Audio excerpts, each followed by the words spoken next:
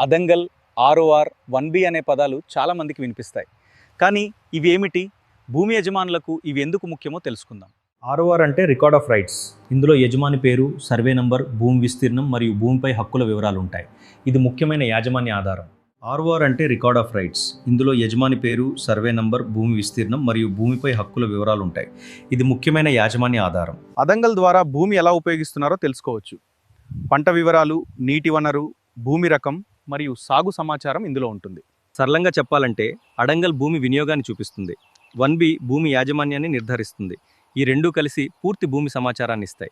ఈ డాక్యుమెంట్లు భూమి కొనుగోలు, బ్యాంక్ లోన్స్, ప్రభుత్వ సబ్సిడీలు మరియు లీగల్ వెరిఫికేషన్ కోసం అవసరం. మీ భూమి రికార్డులు ఎప్పుడూ అప్డేట్గా ఉంచండి. సరైన డాక్యుమెంట్లు భవిష్యత్తులో సమస్యలను నివారించి మీ భూమిని సురక్షితంగా ఉంచుతాయి.